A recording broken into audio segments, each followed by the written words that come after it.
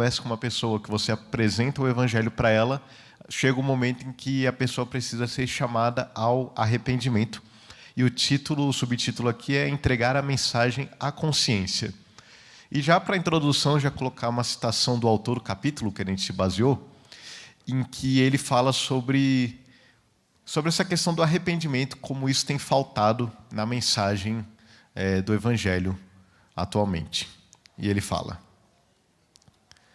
não pode haver conversão sem arrependimento, mas esse talvez seja o aspecto mais negligenciado do evangelismo contemporâneo. Depois de décadas de fé fácil, o coração da igreja parece ter sofrido uma parada cardíaca. Em vez de permitir que a Escritura penetre no coração impenitente, a tendência cultural atual é desculpar o pecado e reconhecer o sucesso humano como o segredo da vida abundante. O verdadeiro quebrantamento assemelha-se à relíquia de uma era passada. O lamento profundo pelo pecado, as lágrimas de tristeza e a agonia sob o peso esmagador da iniquidade atualmente são expressões quase inexistentes. Não obstante, o propósito do evangelista continua sendo chamar pessoas ao arrependimento de tudo aquilo que desonra a Deus. Está errado aqui. É assim que o autor começa o capítulo, falando sobre como tem faltado chamar as pessoas ao arrependimento e como o arrependimento é importante, é essencial na pregação do Evangelho. E aí fica para nós aqui a pergunta: qual a importância do arrependimento para o Evangelho? Porque a gente enfatiza muito corretamente que nós precisamos crer em Cristo, precisamos ter fé em Cristo. E isso é essencial, a gente já falou. Mas qual a importância do arrependimento para o Evangelho? Já paramos, será que a gente lembra quão importante é o arrependimento para a pregação do Evangelho? E aí, para essa introdução, eu separei alguns textos aqui para a gente pensar sobre essa importância do arrependimento. Primeiro, Mateus, falando de João Batista, o primeiro pregador do Novo Testamento. Naqueles dias apareceu João Batista pregando no deserto da Judéia e dizia: arrependei-vos, porque está próximo o reino dos céus. Então a pregação de João Batista era: arrependei-vos, porque está próximo o reino dos céus. De tudo que João Batista pregou e ensinou no tempo que ele teve o seu ministério, o que os evangelistas registraram para nós foram poucas coisas. Dentre elas, arrependei-vos. Outras que a gente já sabe, eis o Cordeiro de Deus que tira o pecado do mundo. Mas o foco é arrependei-vos. Depois, na sequência, nós vemos que o Senhor Jesus, depois que João Batista sai de cena, nós lemos: daí por diante passou Jesus a pregar e a dizer: arrependei-vos, porque está próximo o reino dos céus. A primeira pregação do Senhor Jesus foi: arrependei-vos. E isso não está só no Evangelho de Mateus. Em Marcos também deixa isso bem claro. Depois de João ter sido preso, foi Jesus para a Galiléia pregando o Evangelho de Deus, dizendo: o tempo está cumprindo e o reino de Deus está próximo. Arrependei-vos e crede no Evangelho. Mais uma vez, o Senhor Jesus chamando ao arrependimento. Isso é muito importante para a gente destacar, porque é comum na pregação de hoje do Evangelho não enfatizar que Jesus chama os pecadores ao arrependimento. É como se Cristo chamasse as pessoas simplesmente: venham a mim, e não existe a necessidade de arrependimento. Mas a primeira pregação do Senhor Jesus foi: arrependei-vos. Depois em Lucas, já depois de Jesus ressurreto, lá no finalzinho, é tipo a versão da grande comissão de Lucas. Então lhes abriu o entendimento para compreenderem as Escrituras. Os discípulos estavam tentando processar tudo o que estava acontecendo e Jesus foi trazendo para eles o entendimento. Não, isso já é depois. Já é depois. Tem com os discípulos de Emaús, que é quando ele encontra com os discípulos de Emaús e os 11 reunidos. Acontece duas vezes, aqui é a mesma frase, né? Assim está escrito que Cristo havia de padecer e ressuscitar dentre os mortos no terceiro dia, e que em seu nome se pregasse arrependimento para a remissão de pecados a todas as nações, começando de Jerusalém. Então Jesus falando com seus discípulos justamente nesse sentido, que era necessário que Cristo morresse, era necessário que ele ressuscitasse, a fim de que o arrependimento fosse pregado a todas as nações. Então, a começar de Jerusalém. Então, Jesus falando, vocês precisam entender as Escrituras, entender a minha obra, para que o arrependimento seja pregado a todas as nações. Depois, já em Atos, Jesus já ascendeu aos céus, aquele primeiro sermão de Pedro, depois que ele prega e o povo fica impactado com a mensagem, eles perguntam, o que faremos então? Respondeu-lhes Pedro, arrependei-vos e cada um de vós seja batizado em nome de Jesus Cristo para a remissão dos vossos pecados e recebereis o dom do Espírito Santo.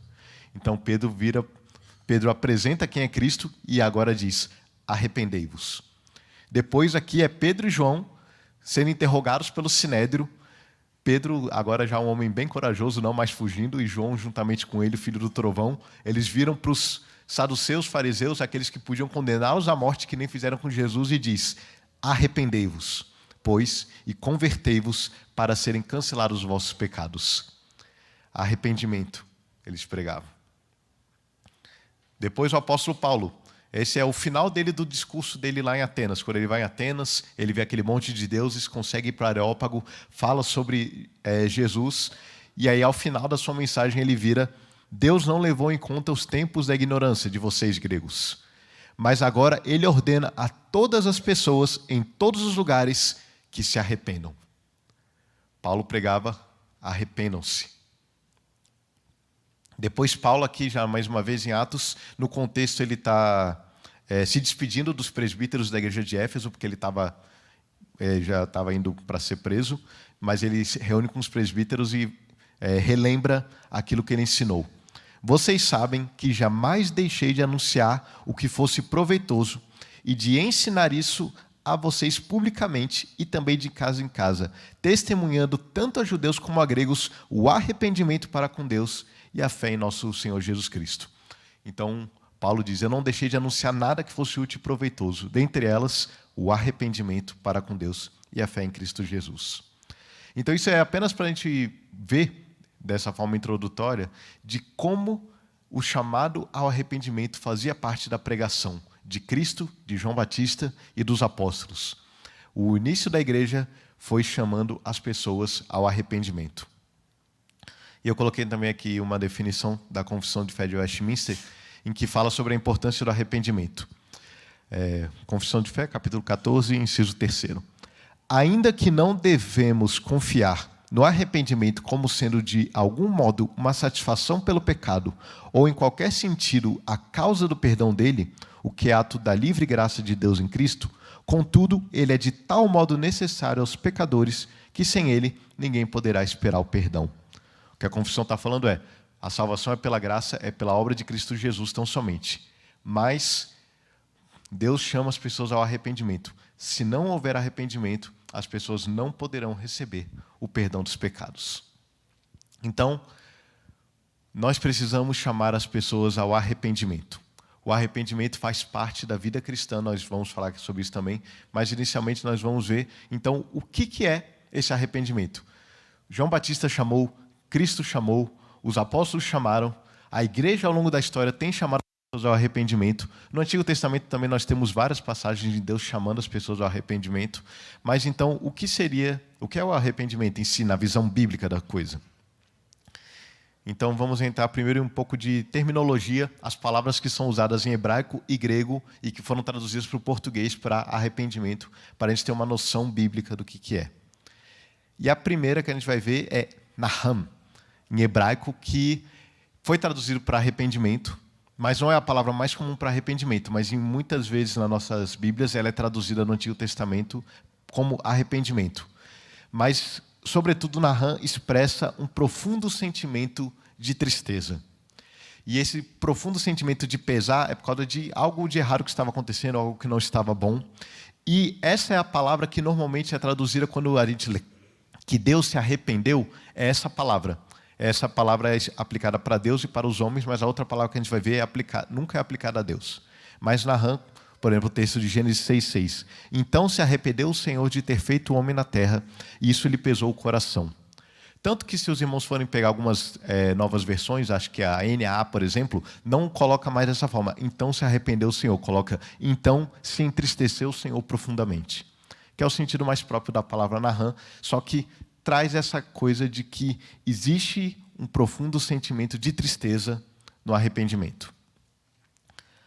A outra palavra mais comum é o shuv ou shub, depende de como transliteram, mas que tem a ideia de voltar-se, de retornar, de volver, de virar.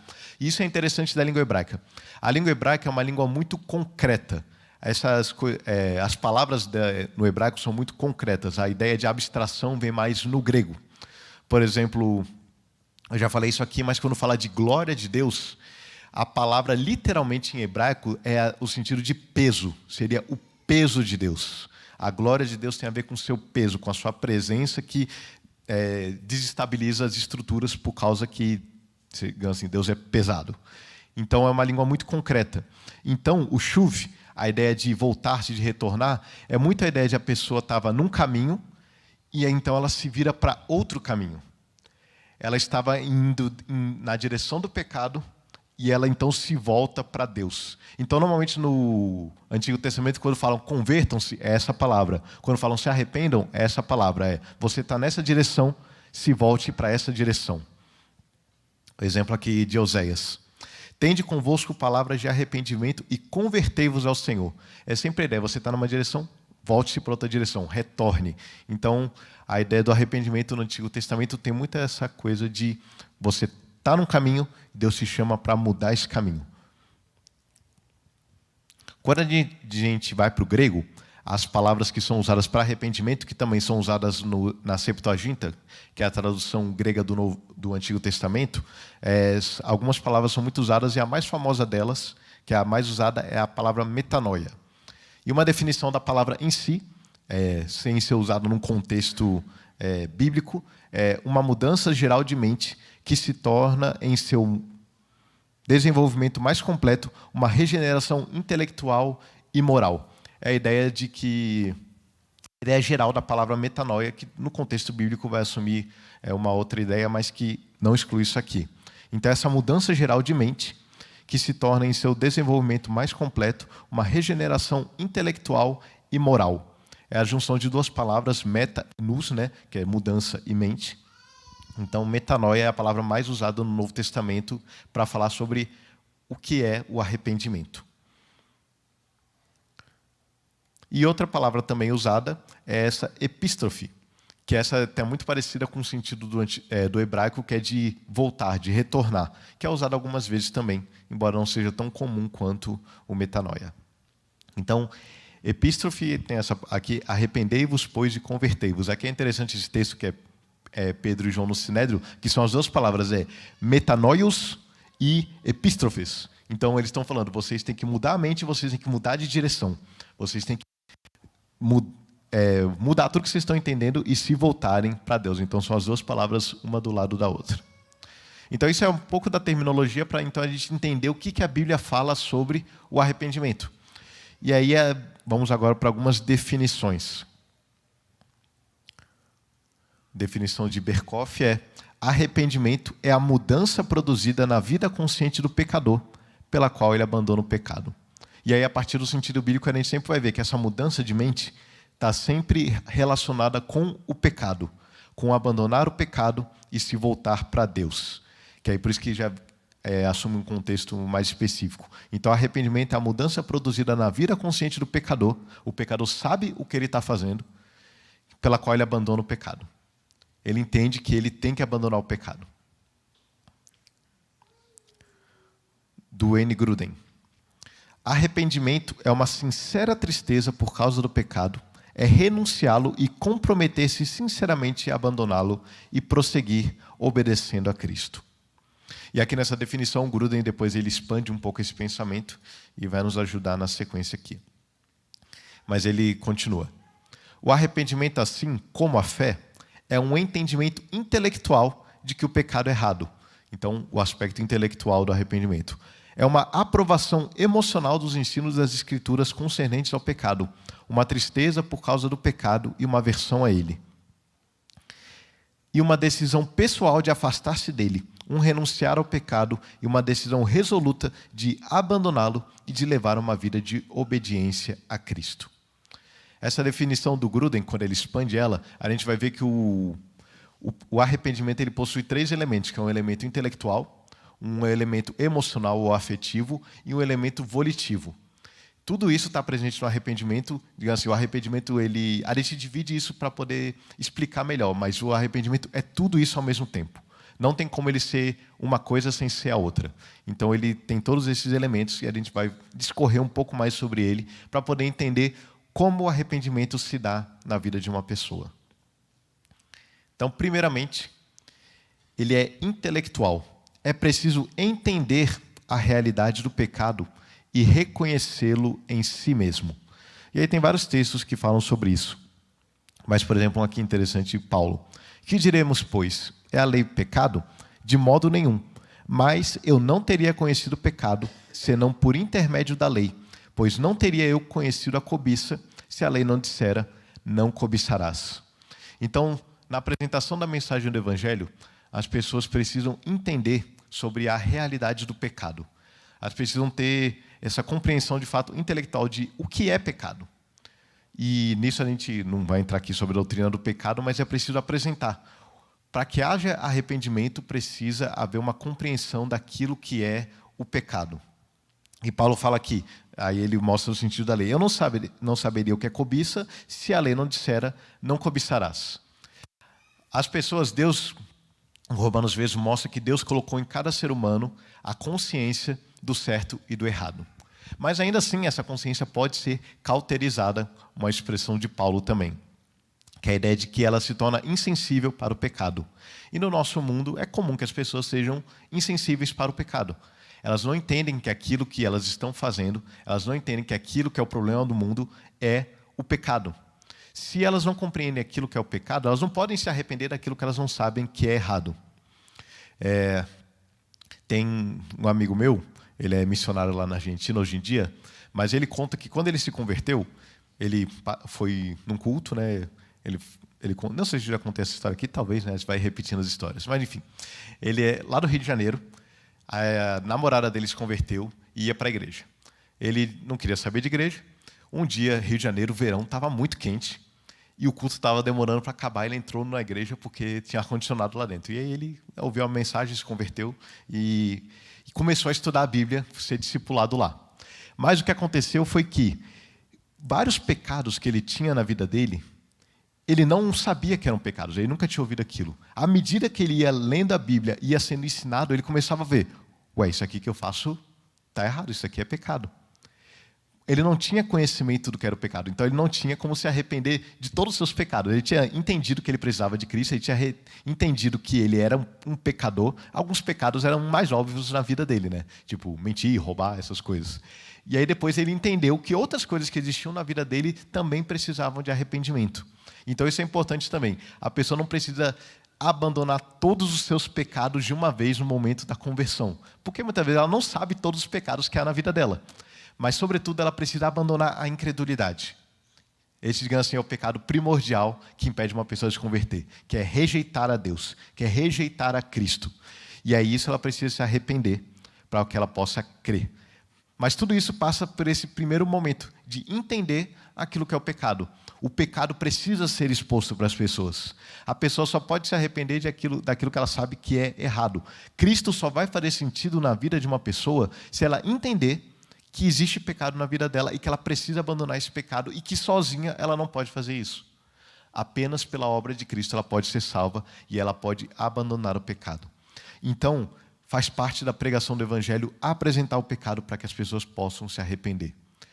E aí Paulo mostra aqui, como eu saberia que cobiça é pecado se a lei não tivesse me dito que ela é pecado? Como é que a pessoa vai saber que é pecado, sei lá, qualquer coisa, coisas que são comuns no dia a dia. Mentira é pecado. Infidelidade é pecado. E tantas outras coisas são pecados, mas que são tão comuns no dia a dia das pessoas que se ninguém falar para elas isso é pecado, isso vai contra Deus, isso vai contra a vontade de Deus, isso vai contra a palavra de Deus, não tem como ela se arrepender daquilo. Então, passa por esse entendimento intelectual da pessoa reconhecer o pecado, o que é pecado e que existe pecado na vida dela. E aí também há esse elemento emocional. As emoções fazem parte, como a tristeza e a aversão pelo pecado. Entender simplesmente o pecado intelectualmente não vai fazer muita diferença na vida da pessoa, porque ela pode entender apenas como um conceito. E aí, nesse caso, como eu estava lendo, se a gente for pedir para alguém dar uma aula de teologia aqui, quem seria o maior expert de teologia no mundo seria Satanás. Porque ninguém sabe a Bíblia tanto quanto Satanás, ninguém sabe quem é Deus tanto quanto Satanás. Mas Satanás odeia a Deus. Satanás não quer fazer a vontade de Deus. Então, o pecado para ele entende perfeitamente o que é pecado, mas não causa nenhum tipo de tristeza nele. E aí Paulo elabora também isso quando ele está conversando com os coríntios, que a tristeza, segundo Deus, produz arrependimento para a salvação, que a ninguém traz pesar, mas a tristeza do mundo produz morte. E aqui é a ideia que a gente leu lá no começo, né? Que o pecado tem que trazer pesar no nosso coração. Nós pecarmos tem que ser algo que nos traga repulsa, que nos traga realmente aquele desgosto, porque nós pecamos contra Deus. Essa tem que ser a nossa atitude diante do pecado. E Deus vai trazendo essa tristeza e é algo que produz salvação, como diz Paulo. A tristeza, segundo Deus, você se lamentar, você chorar por causa do seu pecado, tem que te levar para Deus. A tristeza, segundo o mundo, vai produzir morte, e daqui a pouco a gente vai falar mais sobre isso. Mas a tristeza, segundo Deus, ela produz salvação. E aqui, uma experiência pessoal para os irmãos, eu lembro de, ao longo da minha caminhada cristã, quando eu era mais novo, eu lembro que, muitas vezes, quando eu pecava, eu ficava triste. Mas eu ficava triste por quê? Porque eu olhava para mim mesmo e eu pensava, como é que eu pude fazer isso de novo? Eu sei o que é certo, eu sei o que é errado, e eu pequei. Mas o foco estava em mim. O foco estava na minha atitude. Estava naquilo que eu fiz ou deixei de fazer. E eu lembro de Deus um dia tratando no meu coração, e Ele falando, esse não é o problema. Não é que você falhou, porque você é falho. O problema sou eu. Você pecou contra mim. E aí, o pecado se tornou até mais pesado na minha vida. Porque deixou ser uma coisa de certo e errado. Se tornou uma coisa de, eu estou indo contra Deus. Eu estou pecando contra Deus. Não apenas uma moralidade que é importante, mas um sentido de fato de eu estou ofendendo aquele que é santo. E isso trouxe tristeza para o meu coração na época. E ainda traz nas vezes que eu peco.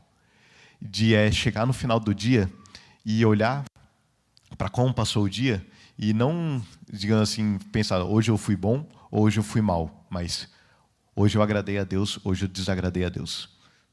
Praticamente todo dia eu desagradei a Deus, né? Em algum momento, isso, se eu chegar no dia que eu agradei a Deus, acho que só na eternidade. Mas de vez a gente se esforça, né, para agradar a Deus, mas em geral a gente sempre pode chegar no final do dia e olhar, eu pequei contra Deus. No momento em que eu fui impaciente com meu filho, eu pequei contra Deus.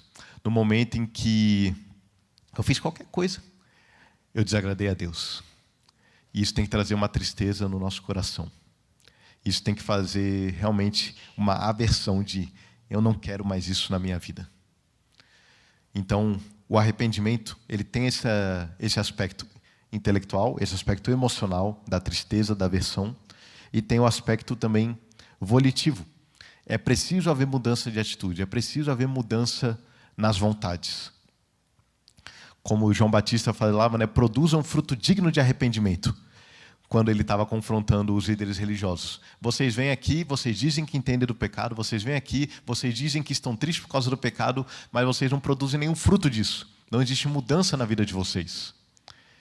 E é interessante um texto de Paulo, em Efésios, em que ele falando aqui, é uma pessoa que verdadeiramente se arrependeu. Ele fala, aquele que furtava, não furte mais. Isso é pecado. Antes, mude sua atitude, trabalhe, fazendo com as próprias mãos o que é bom, para que tenha com que acudir ao necessitado. Esse é um arrependimento completo. Deixou de fazer aquilo que era mal, mudou a atitude e assumiu uma nova posição que agora é de trabalhar para poder ajudar aquele que precisa. E aí trazer um bom exemplo, que é o exemplo também de Zaqueu. O arrependimento de Zaqueu.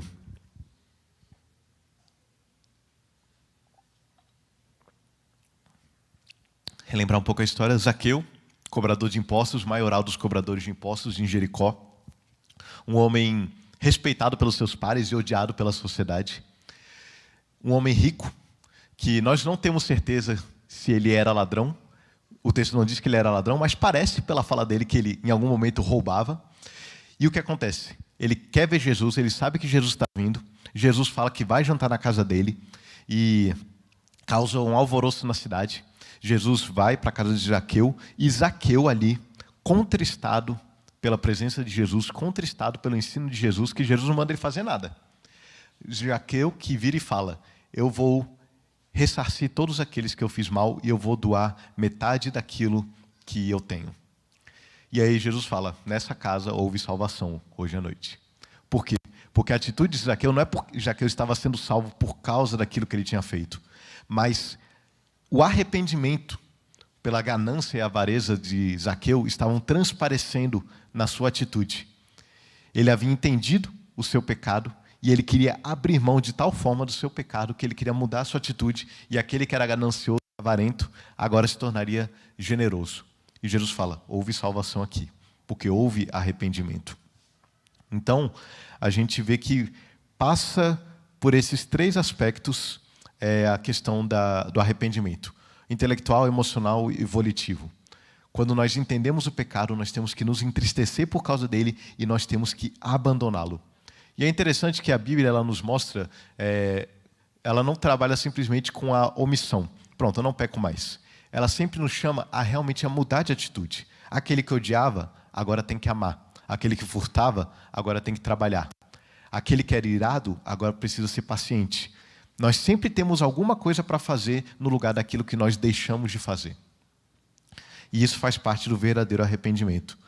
E é interessante como a Bíblia nos mostra vários exemplos de pessoas que se arrependeram verdadeiramente e outras que não se arrependeram verdadeiramente. Eu coloquei aqui dois exemplos bem marcantes do Novo Testamento. O primeiro dele é Judas, o Iscariotes. Relembrando, né, Judas, um dos discípulos de Jesus, um dos 12 escolhidos para andar com Jesus de forma mais próxima, viajava com Jesus, comia com Jesus, dormia com Jesus. Jesus enviava a expulsar demônios. Já pararam para pensar que Judas ele foi naquela missão em que ele pregou, pessoas se converteram, demônios foram expulsos, ele fez sinais, ele curou pessoas, igual os outros 11. Ele fez exatamente tudo o que os outros fizeram. Quando Jesus... Até uma coisa interessante. Quando chega na última ceia e Jesus fala: alguém vai me trair? E Pedro cutuca João e fala: pergunta aí quem que vai ser? Eles não faziam ideia. Eles não olhavam tipo assim: claro que é Judas que vai roubar, que é o traidor. Eles não faziam ideia. Judas era tão discípulo quanto os outros. E depois que Jesus fala que Judas fala para João, eu fico imaginando João. Porque João, primeiro que eles não sabiam o que era ser traidor, né? Eles não sabiam que Judas ia entregar Jesus. Para eles podia ser só abandonar, podia ir embora, podia começar a falar mal de Jesus. Tantas pessoas abandonaram Jesus no caminho, eu acredito que eles não imaginavam que seria a questão de morte. E eu penso João olhando para Judas e pensando: Judas? É justamente ele que cuida do nosso dinheiro. Digam assim, provavelmente Judas era responsável pelo dinheiro porque ele era considerado muito confiável. Depois eles foram descobrir que ele era ladrão também. Mas ele parecia ser uma pessoa confiável. Então, esse era Judas. Aquele que andou com Jesus junto com os outros, aquele que fez as mesmas coisas que os outros, mas que no final traiu Jesus de uma forma que os outros provavelmente não imaginariam. Ele entregou Jesus à morte. Mas depois que ele entregou Jesus à morte, nós chegamos aqui no texto de Mateus e fala sobre Judas. Então, Judas, o que o traiu, vendo que Jesus fora condenado, tocado de remorso, devolveu as 30 moedas de prata aos principais sacerdotes e aos anciãos, dizendo: pequei, traindo sangue inocente. Eles, porém, responderam: que nos importa? Isso é contigo. Tipo assim, né? Quem disse que isso é problema meu? Você fez porque você quis, né? Então Judas, atirando para o santuário as moedas de prata, retirou-se e foi enforcar-se. Aqui nós temos um homem que pecou gravemente contra Deus e que reconheceu o seu pecado. Vamos aqui, intelectualmente, Judas entendeu que ele havia pecado. Ele sabia o que era pecado. O texto nos diz também que ele foi tocado de remorso, a gente já vai voltar nessa palavra. Ele se entristeceu, mas faltou a ele a atitude correta, porque ele não foi tomado pelo arrependimento, ele foi tomado pela culpa. E isso é interessante até para os irmãos pensarem, e até na evangelização. A Bíblia não trabalha com culpa. Deus não trabalha com culpa. Culpa leva à morte. A Bíblia trabalha com arrependimento. Se você pecou, se arrependa. Não viva culpado. Se tem algum pecado no seu passado que você tem culpa dele, você precisa deixá-lo para trás. Você precisa se arrepender e não viver com culpa. Toda a culpa Cristo levou sobre si. A Bíblia nos chama ao arrependimento, à mudança, à transformação, e não a viver com culpa. Judas não aguentou a culpa, mas ele também não se arrependeu. E por causa disso, ele se matou, porque ele não podia viver com o pecado que ele havia cometido. Mas quando nós vamos para outro exemplo, nós vamos para Pedro. Mesma coisa, caminhou com Judas, fez tudo o que Judas fez, mas chegou na hora derradeira e ele também traiu Jesus. Ali a gente fala negação, né? Negação, Pedro negou Jesus, mas ali foi uma traição. Pedro traiu Jesus. Pedro negou Jesus 3 vezes e ele negou até xingando de eu não conheço esse homem. O texto não mostra quais xingamentos, mas a ideia é de que Pedro realmente praguejou de eu não conheço esse maldito. Eu não tenho nada a ver com esse homem. E ele pecou. Da mesma forma que Judas pecou. Então Pedro, depois que ele negou, se lembrou da palavra que Jesus lhe dissera: antes que o galo cante, tu me negarás 3 vezes. E saindo dali, chorou amargamente. Aqui nós vemos que Pedro, reconhecendo também o seu pecado, ele se entristece e começa o processo de arrependimento em Pedro. E nós vamos para João, e quando Jesus interroga Pedro, 3 vezes, né? Pedro, tu me amas? E aí ele, Senhor, eu te amo, então cuida das minhas ovelhas, apacenta os meus cordeiros. Nós vemos que pela 3ª vez Jesus lhe perguntou: Simão, filho de João, tu me amas? Pedro entristeceu-se por ele ter dito pela 3ª vez. É interessante aqui, a palavra que essa entristeceu-se é a mesma palavra que foi usada para Judas, no grego. Quando diz que Judas foi tocado de remorso, é a mesma palavra que é usada aqui para Pedro, entristeceu-se. É que a gente traduz de forma diferente, né, para já mostrar que foi algo diferente, as consequências, mas a palavra é exatamente a mesma.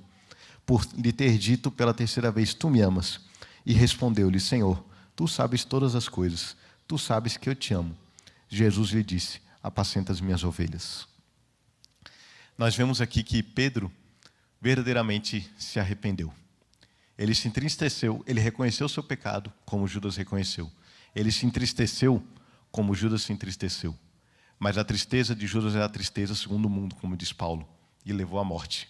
A tristeza de Pedro foi a tristeza segundo Deus, e o levou ao arrependimento.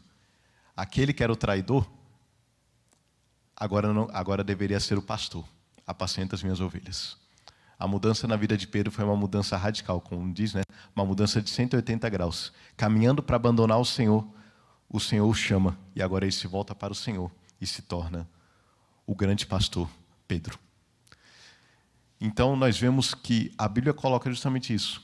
O simples entender o pecado, o simples se entristecer por causa do mal, muitas vezes tem a ver com o medo das consequências que nós vamos enfrentar, do que efetivamente com pequei contra Deus e preciso ser transformado. Pedro foi transformado pelo Senhor. Judas não teve essa transformação. E aí, é isso que as pessoas precisam, quando nós compartilhamos o Evangelho, nós precisamos levar para as pessoas justamente essa questão. Você precisa se arrepender dos seus pecados. E o arrependimento dos pecados é cercado dessa esperança.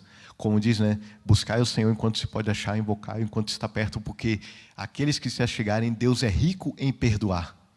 Deus perdoa todo aquele que se arrepende e se volta até Ele. Todo aquele que se arrepende de seus pecados, a gente está focando aqui no arrependimento, né? Mas arrependimento e fé andam juntos, né? Arrependa dos seus pecados, creia em Cristo Jesus e você será perdoado. Deus chama as pessoas ao arrependimento e há esperança para todo aquele que se arrepende. Então nós temos que apresentar o Evangelho por completo. Quem é Cristo, aquilo que Ele fez E agora a sua resposta, que é a pregação de João Batista, de Cristo e dos apóstolos. Arrependei-vos e recebam a salvação. Mas é interessante também pensar que muitas vezes o arrependimento, a gente fala muito dele no começo da vida cristã, mas eu queria também trazer que o arrependimento ele é extremamente presente depois que nós somos crentes. A gente faz uma diferenciação, né? Tem o arrependimento antes da conversão, né? Quer dizer, no momento da conversão, que é aquele arrependimento inicial que nós abandonamos a nossa incredulidade com relação a Cristo e passamos a segui-lo. Mas ao longo da nossa vida, a Bíblia nos chama a termos uma vida de fato penitente. É interessante, né? Vamos para o Apocalipse, 2 textos em que Cristo está falando para a igreja e chamando a igreja ao arrependimento. Para a igreja de Éfeso, Jesus fala: lembra-te, pois, de onde caíste, arrepende-te e volta à prática das primeiras obras. E, se não, venho a ti e moverei do seu lugar o teu candeeiro, caso não te arrependas. Jesus está chamando a igreja ao arrependimento. Vocês pecam. Lembra-te de onde vocês caíram, arrepende-te e volta. E depois para a igreja de Laodiceia: eu repreendo e disciplino a quantos amo. Sê, pois, zeloso e arrepende-te. Faz parte da nossa vida cristã também o arrependimento. Ao final dos dias, estou enfatizando isso porque existem algumas ideias equivocadas por aí, teologias equivocadas, que falam que uma vez que você se arrependeu no começo da vida, você agora não precisa mais pedir perdão, porque você foi perdoado de uma vez por todas. De fato, a gente é perdoado de uma forma absoluta quando Cristo nos salva. Mas a vida penitente é algo que Deus nos chama a exercitar todos os dias. Tanto que a gente lê aqui, Jesus, o próprio Senhor Jesus, falando para as igrejas, falando para o seu povo: arrepende-te. Jesus continua pregando o arrependimento para o seu povo, mesmo depois que o seu povo já está convertido. Então faz parte da nossa vida também essa vida de arrependimento. Nós precisamos trazer para nós isso. E agora, algumas aplicações, pensando em tudo isso. Primeiro é que nós devemos pregar na expectativa de que Deus considerará o arrependimento. Quando nós pregamos o Evangelho, nós temos que pregar confiando de que Deus vai fazer a sua obra. Deus traz o arrependimento. E isso tem um texto muito interessante que a gente passou por ele recentemente, né? Que é Paulo falando para Timóteo. E Paulo falando como o ministro de Deus deve ser, mas a gente aplica para nós também, né? Ora, é necessário que o servo do Senhor não viva a contender. Vamos tentar até colocar aqui, que o evangelista, né? Todos nós, né? Que o evangelista não viva a contender, que o servo do Senhor tem que ser evangelista. Ou seja, a gente não tem que estar atrás de briga. E sim deve ser brando para com todos, apto para instruir, paciente, disciplinando com mansidão os que se opõem, na expectativa de que Deus lhes conceda não só o arrependimento, para conhecerem plenamente a verdade, mas também o retorno à sensatez, livrando-se eles dos laços do diabo, tendo sido feitos cativos por ele para cumprirem a sua vontade. Na pregação do Evangelho, a gente prega com expectativa. A gente prega com a expectativa de que Deus vai trazer o arrependimento, de que Deus vai trazer a salvação. A gente prega sabendo que Deus vai mandar pessoas para serem salvas. E a gente prega. Mas a gente tem que pregar tudo. Pregar quem é Jesus, pregar a obra de Cristo e chamar as pessoas: arrependam-se. É que nem pescar no pesca e pague. Você joga lá a isca, você sabe que vai vir peixe. Está cheio de peixe no tanque. Quando a gente prega o Evangelho, as pessoas se convertem. A gente não sabe quem. A gente não sabe onde. Por isso que a nossa ordem é prega o Evangelho. E Paulo fala isso, na expectativa de que Deus conceda o arrependimento. A gente não é capaz de produzir arrependimento na vida de ninguém. Mas a gente chama as pessoas: arrependa-te. E Deus traz o arrependimento. Então nós temos sempre que pregar nessa expectativa de que Deus vai fazer, de que Deus vai transformar. Porque essa é uma obra dele. E ele traz pessoas ao arrependimento. Mas a gente prega: arrependa-te. Venha. Não existe ninguém, que nem eu falei, não existe ninguém que precise viver com culpa. As pessoas podem se arrepender e serem transformadas. Qualquer pessoa que seja. Pensa no contexto lá da Judeia. Quem imaginaria que Zaqueu se converteria? Mas ele se converteu. Quem imaginaria que membros do Sinédrio se converteriam? Como Nicodemos e José de Arimateia. Mas eles se arrependeram. Quem imaginaria que pessoas diversas, que Jesus era confrontado também, não só corruptos, não só religiosos, mas também os pecadores e prostitutas e todo tipo de pessoa se arrependia e se voltava para Cristo. E Jesus pregava: arrependei-vos. Ele não falava: tá tudo bem, só me siga. Ele fala: não, arrependei-vos e siga-me. Tome a sua cruz e siga-me. Deixe o pecado e siga-me. E as pessoas se voltavam para ele. Todo tipo de pessoas. O próprio apóstolo Paulo, antes um assassino, perseguidor, se tornou um grande pregador. Então nós pregamos o arrependimento. E nós também precisamos de uma postura e de uma prática de arrependimento em nossas vidas. Como diz em 1 João, e aqui João escrevendo para a igreja, ele está falando com os crentes: se dissermos que não temos pecado nenhum, a nós mesmos nos enganamos. Então, João falando para todos nós: se a gente diz que não tem pecado, a gente está nos enganando. E a verdade não está em nós. O reconhecimento constante do pecado tem que estar em nossas vidas. E aí vem a promessa: se confessarmos os nossos pecados, Ele é fiel e justo para nos perdoar os pecados e nos purificar de toda injustiça.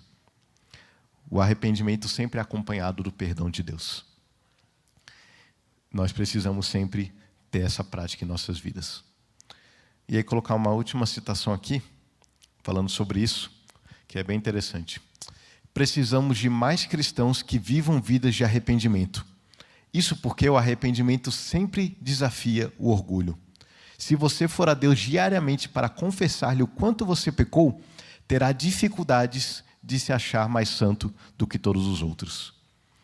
Você achará difícil inflar o peito e posar de cristão perfeito. Quando outros o acusarem de um pecado, você não se apressará em defender-se, como se nunca pudesse cometer mal nenhum e como se qualquer acusação fosse necessariamente um equívoco.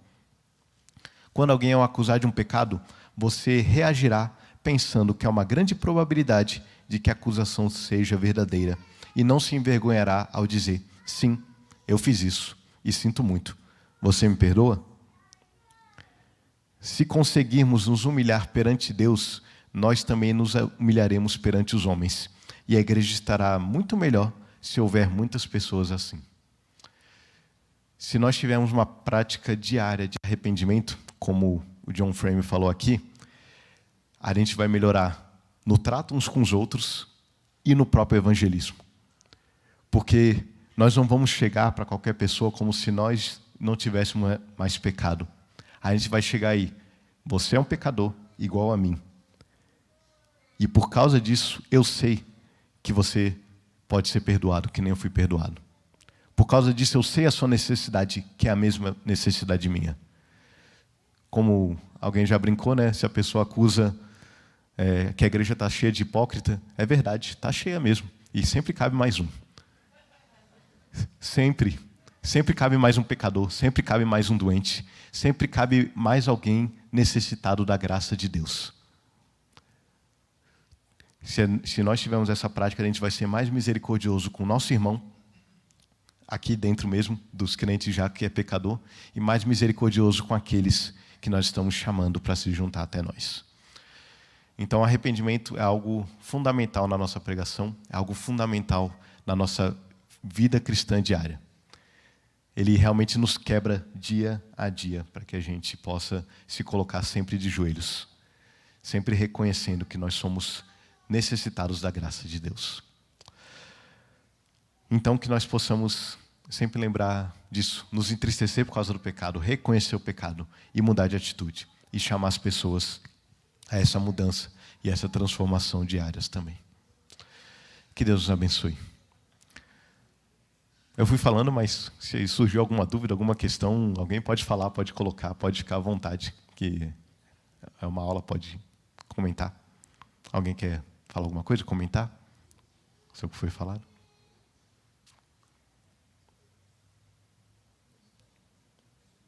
Acho que não, então tá bom. Então vamos orar e pedir que Deus tenha misericórdia de nós, né? Exercitar essa prática do arrependimento. Pedir que Deus nos ajude. Santíssimo Deus, muito obrigado, Pai, por esse tempo aqui. Obrigado por podermos meditar na Tua Palavra. Obrigado, Deus, porque um dia o Senhor, na Sua infinita graça e misericórdia, enviou Cristo Jesus a esse mundo.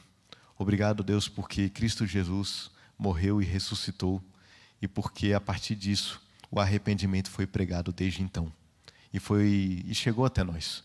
Nós fomos confrontados com a mensagem do pecado, nós fomos confrontados com a mensagem da salvação em Cristo e nós fomos, ó Deus, libertos do pecado. Obrigado porque um dia o Senhor nos concedeu arrependimento. Obrigado porque um dia o Senhor nos fez olharmos para Ti, olharmos para nós mesmos e nos entristecermos por causa do mal que há em nós. Mas o Senhor também nos mostrou que nós não precisamos viver com esse mal, não precisamos viver com essa culpa, mas nós podemos nos arrepender e andarmos com o Senhor. Eu oro, Deus, por cada um de nós aqui. Quebra, Deus, o nosso orgulho, quebra, Deus, o nosso pecado, que nós nos voltemos para o Senhor com humildade e arrependidos andemos, ó Deus, segundo a Tua vontade. E dessa forma nós possamos tratar os nossos irmãos com misericórdia e nós possamos também, ó Deus, pregar o Teu Evangelho com confiança, com amor e com misericórdia, sabendo que o Senhor chama os pecadores a si, que o Senhor transforma as pessoas, que o Senhor nos muda e nos conduz em santidade dia após dia. Oro, Deus, por cada um de nós aqui, que nós possamos sempre ter em nossos corações a mensagem do arrependimento e que nós possamos, ó Deus, levar essa mensagem adiante. Nos guarda no restante desse dia, nos abençoa, nós oramos em nome do Senhor Jesus. Amém.